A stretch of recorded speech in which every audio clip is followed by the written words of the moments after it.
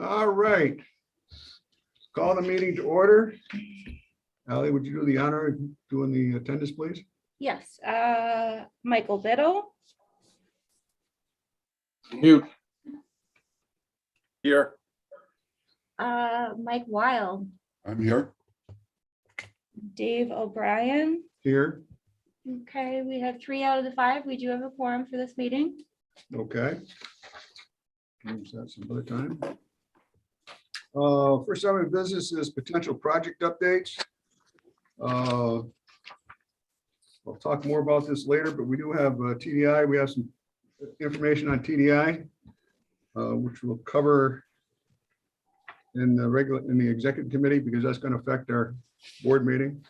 I don't have Michael. You got any other project updates?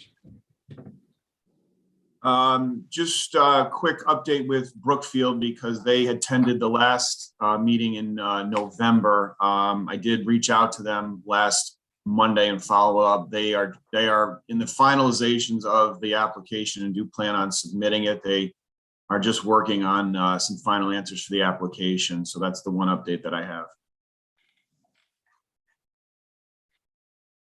Okay. In terms of what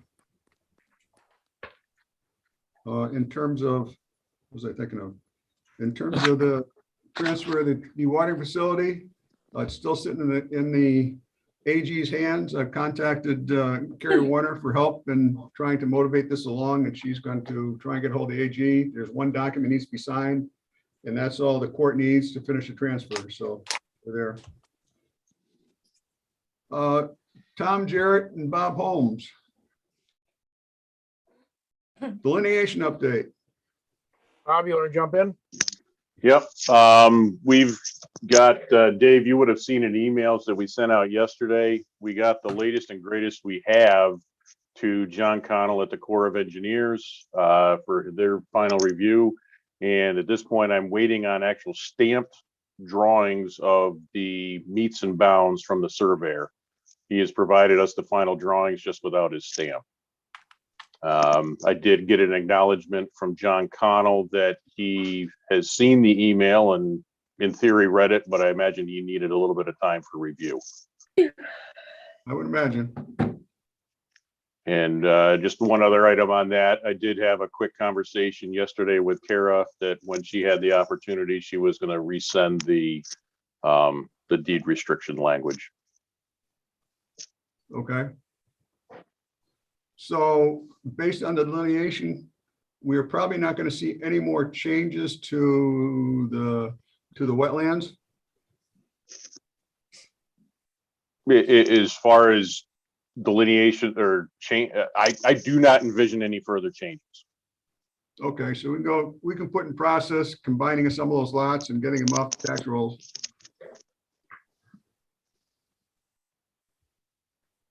I would expect so. I think I would suggest that this run concurrently with obviously the final sign off from the Corps of Engineers.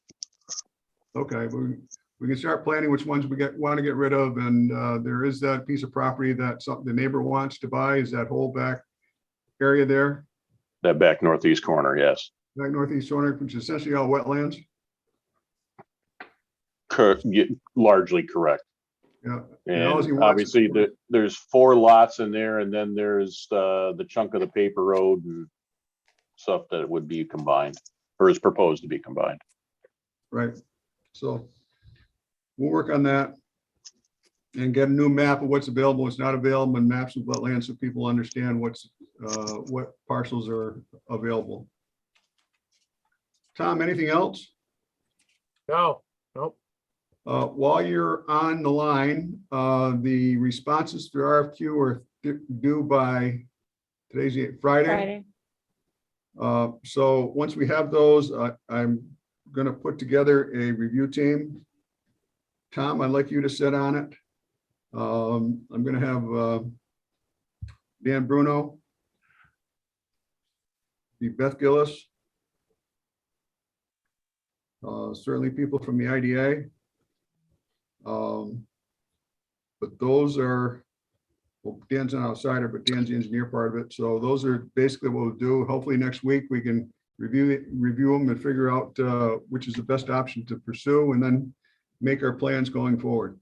Okay, be glad to help. Okay. Thanks, Tom. Any other questions on that? Reminding people that in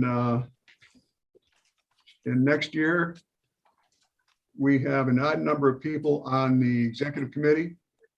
The design was once every 2 years, that we would switch back and forth more in Washington County, give people the option. So next year is the year we do that. So one of the people have to drop off and move into, I'll have to select someone else to sit on the executive committee. So just a reminder. Okay. I need a motion for the approval of November 3rd minutes. Looking for a motion. Mr. Biddle? Who seconds? Second by Mr. Wild. Any omissions, corrections? All in favor? Aye. Aye. Aye. Carried.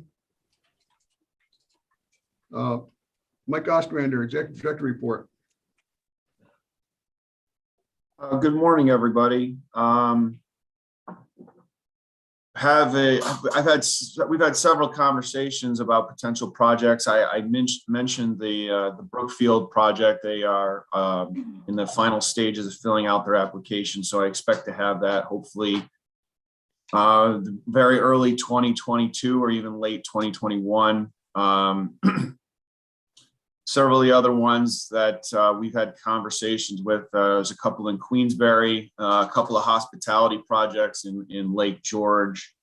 There's a potential buyer for one of the plots in the airport industrial park. So that hopefully will be moving forward in early 2022.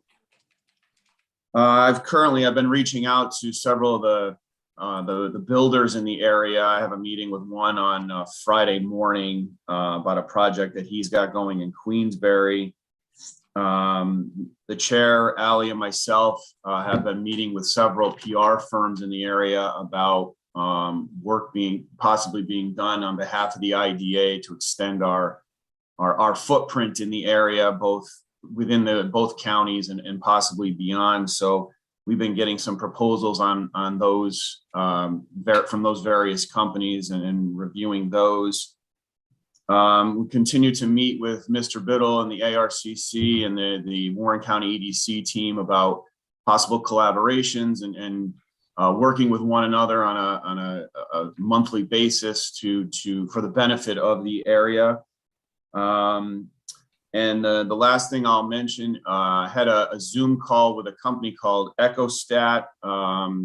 They're interested in possibly designating Fort Edward as a bioeconomy development opportunity zone. There's an application process that I discussed with Dave. And then in further conversations, and I haven't had a chance to make Dave aware of this, there's a potential grant opportunity for the application if it's something we're interested in. So I was going to have a follow-up call with them. I think that's pretty much it that I was planning on mentioning. If there's any questions or follow-up, I'm happy to answer them, whether it be here or after the Zoom call. So the grant opportunity, is that potentially if we sign up with them for $100,000? The grant would be to go towards the application. If they offer this grant opportunity for organizations who either can't afford or are not willing to spend the application fee. And that's about all the details I have at the moment. I have to schedule something with them to be able to provide more details. Okay. All right, that's fine. I like things that are free.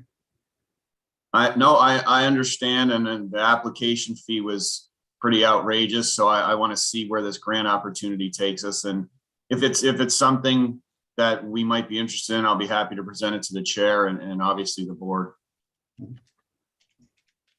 Okay. Bill has a question. Mr. I had a, Bill, oh, Mike, you go first. Oh, thank you, brother.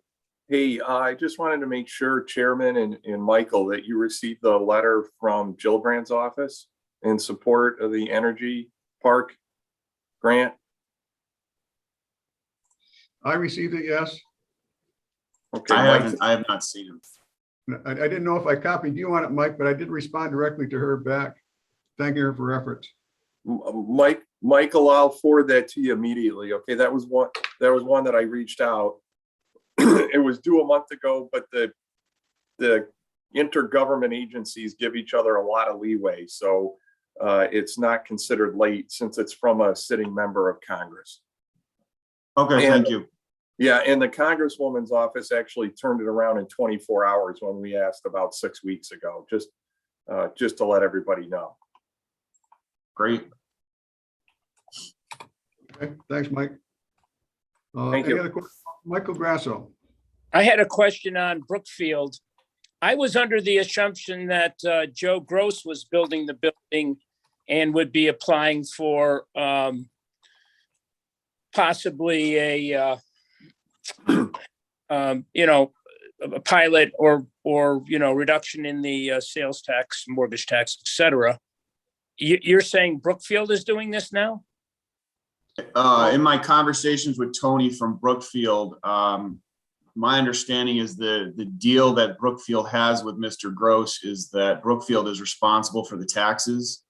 And they are currently working with Mr. Gross to fill out the application. I have not seen it, but in my understanding is Brookfield is going to be responsible for the taxes. I'd be able to answer that question better once I see the application. Okay, yeah, it may be the lease agreement has them a triple net, they pay the taxes, so that's why they're doing it. That makes sense now. Okay, thank Yes, you are correct. It's triple net lease. And they can make the builder eligible for the sales tax relief. So you can do a split so that the tenant gets the pilot and the owner gets the mortgage tax and sales tax relief. Well, there'll be no mortgage taxes. I understand it. That I think they said they're paying it. He's writing cash for the building. Okay, Or was I wrong? No, that's correct. Brookfield is going to be responsible for the property taxes, but as far as a mortgage tax, I don't believe there is going to be one for that very reason. okay, thanks. Kara, is it correct that Joe would get the benefit of the sales tax? Yeah, we can structure it that way that he could be appointed an agent as well for purchases. Okay. Yeah. So that's the story on that one.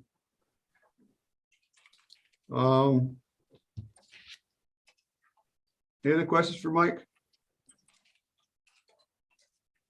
Okay. Moving along. Bylaws, policy, new tap bylaws will be going to, we sent them out, they'll be going out next week for the full board meeting to make the changes to bylaws. We're still having ongoing discussions about policy and UTAP changes. That's going to take a while because Kara recommended changing how we do it. It's currently all in one big policy manual. She suggests we pull it out and put its own separate document so it's more accessible. So we had a meeting on Monday about it, and we came up with some things to work on. So we're going to work on those. Today at 2:00, there are oral arguments for Fowler Square. Mr. Biddle and I are going to go and watch. I've been in a courtroom quite a while, so probably about 70 years. Where is it? It is at Affindew's Court in Warren County. Whose? Who? Affindew Oh, okay, in Warren County. okay. Okay. Have you seen that project lately? It's been about a month. It's huge. It's spread out now and it's huge. Mhm. I thought it was interesting. So, as I said, the RFQs will be out next week. Or by the end of the week, and next week we'll have to set up a time to go through them. Tom Jarrett, Dan Bruno, Beth Gillis, going to ask Joe Brilling to sit on it if he's still working. He's retiring. I'm not sure if he's retiring the end of the month or he'd be available before that, but he will be on a part-time basis with it. But I thought getting Joe involved in his wastewater treatment plant would be a good idea. Then we'll have the other ID members. I'll be there. So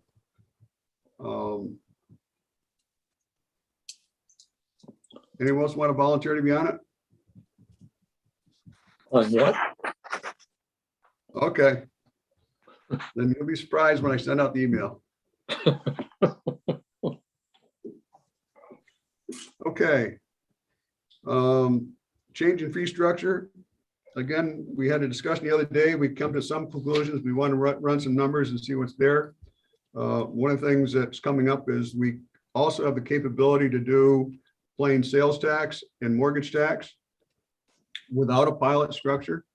So it would open up to current businesses that are either rehabbing or doing other things that would help them in their things without a pilot, because they wouldn't, some of these projects wouldn't qualify for a pilot. But if you're taking like an old building, restoring it and stuff like that for business, this is all for business purposes. We are considering putting that into our UTAP. So again, that will change. We'll go from there. Any questions on that? Okay. We have Etain.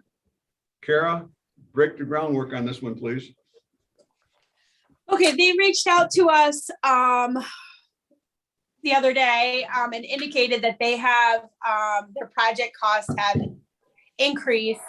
When we closed on their project in I can't remember when, but when we closed in February, I guess, their project was 7 million. They estimate now that their project will be somewhere between 10 and 11 million dollars. They're also getting some additional financing for a little over $3 million. And they are estimating that their sales tax exemption will double. So it'll be more in the $2 to $3 million range. They were approved for 1.4 million originally. So they're coming back and they're asking for an increase, they're requesting an increase in their sales tax authorization, asking us to execute the mortgage and get the mortgage tax exemption, and also extend their completion date. I can't remember what they said their new completion date. Let me see, I have it right here. It was March, wasn't it? Yeah, I think that's what they said, sometime in March. Where was that message? They want to start growing in March. Okay. So extending it out. Currently, everything that all their documents with us and their completion date is December 31st of this year. So they're obviously not going to be done. We're going to need to extend that. You're going to consider a request to extend that. I don't see why we wouldn't approve of that extension of the time frame. But with respect to the increase in the exemptions, the increase on their exemptions plus what may also increase their pilot will be over the statutory threshold to conduct a public hearing. You've already conducted a public hearing on this project, but it's my recommendation that because the increases are so significant that you have another public hearing to approve of these increases, since it exceeds that amount that is set forth in general municipal law. Mr. Chairman, Yes, Michael. first of all, I just want it noted for the record that the only date you knew is when they were going to start growing weed. That's one. Two, I'm a little overtired. Very today. logical, Michael, because they're gonna start growing. The project has to be done by then. Secondly, I really agree with Ms. Kara on another public hearing. I know that Mr. Leggett fully supports this project. And I know we always lean towards, even if we don't have to do it, I know we always lean towards open government. So I would suggest that we do have the public hearing as well. Thank you, Chairman. Well, we've already established a precedent. When we have a change in the numbers, we do a public hearing. Okay, so what's the time? I mean, they obviously need it done by December 31st. So I checked, if this board wants to schedule, if this committee wants to schedule the public hearing for the 20th, if I get the notice to the Post-Star today by 5, then that's meets the time frame. If you want to wait and have that discussion at the full board meeting, you can do that too, because they're not at the full board meeting, we could just approve of the extension of time and then schedule the public hearing for a later date, because they aren't over yet and they're not going to be doing their purchasing until February. So we would have time to do it that way too, if you want to wait and put this on the full board agenda. Well, all we'd be doing today is establishing the public hearing. The rest of the conversation would be on the 20th, right? Right. Yeah, that we can do that. If you want, if this committee wants to set the public hearing for the 20th, then it can be published by Friday if I get it in today by 5. And then you can just do everything at once. I don't have a problem setting the public hearing today. Do we need a motion? Because I'd be happy to make a motion for the 20th. Need a motion, please. Yes, sir. Well, that's by Michael, and do I have a second? Yes, I'll second that. Second by Mr. Wild. Dave, I do all in have What a- favor? time? What time? How about 3:45?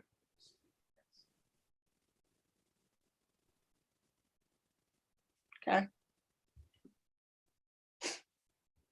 The last one, we had no one attend. And we extended the meeting for about 15 minutes, just if anyone came in late, so let's do 3:45. Well, since this will be your regular meeting, you can just leave the hearing open for a couple minutes into your meeting and then close it at some point. That's fine. And that was your motion, wasn't it, Michael, on the 20th at 3:45, right? Yes, sir. Okay. All right. Dave, I had a question. Are this increase in sales tax due to the inflation on materials, or are they expanding the project? They said equipment purchases in their email, but I can ask them for more details for the meeting. Thank you.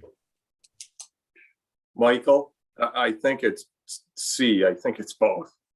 I was just remembering back, because they had that problem back when they started construction where the cost went up substantially, which for construction costs did go up, but that wasn't this time. This time it was equipment. And the equipment's more too, Dave. Yeah, So- but this request was based on equipment. Right. So yes, you're right, it was both. Yeah, I feel bad. I mean, equipment's up like 20%, cost of equipment. Yeah, we'll talk about another raise in a few minutes. Okay, We'll I talk- got a motion and a second. All in favor? Aye. Aye. Aye. Thanks, Kara. Anything more we need to talk about, Attain? No, Next Nothing. subject is TDI. We received the agreements, going through the agreements. We noticed that the construction costs have changed for TDI CHPE. Hold on to your hat. The old amount was $285 million. The new amount is $418 million, $384 million, 900. So that's a 44% increase. I've been working on the changes in the prorations of the taxes to everyone. I will send that out today. I need to go through one final check. But essentially, the taxes and the pilot payments and the host benefit package payments will go up about 44% roughly. I haven't done the percentages, but I have quadruple checked them and I want to quintuple check it. So I think that the goal is, we had a meeting with our attorney on Monday to talk about it. There are some things we need to talk with them because some of the things aren't consistent with the term sheet that we agreed to that was attached to the resolution we passed. So we have scheduled a meeting tomorrow at 1 o'clock to discuss the changes with TDI that we're in agreement, that do not agree with our original agreement. So that'll be revisited, but the same conversation has to take place. We will have to do a new public hearing for them. And it'll have to go back to the board for resolution. So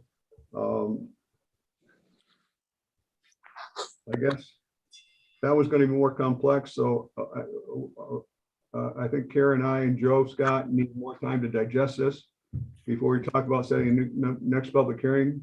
We're attempting to close with them by the end of the year. With this twist, I don't think that that's going to be possible, but they really want to close as soon as possible. I think we'll probably be targeting with a change in public hearings probably for the middle of January. So that's where we stand on that. Okay. Any questions on that? The bottom line is, this is good news. It is good. Yes, it is good news. Okay, just want to make sure. Just for example, the fee to the IDA went from 454 to 635,000. So that's good news for us. Good news for the towns and the Right. schools. Exactly. Thank you, sir. Okay. Any other comments on that, Kara? Nope. Okay. Now, we need to go into executive session to discuss ongoing negotiations. And Kara, is that correct? You want to give the full reason? With the one for dewatering facility. Oh, we're going into executive session to discuss acquisition or sale of real property, the discussions of which held in public could impair the purchase price, et cetera. Correct. So I anticipate no further action and no need to come out of executive session. So we will adjourn out of executive session. So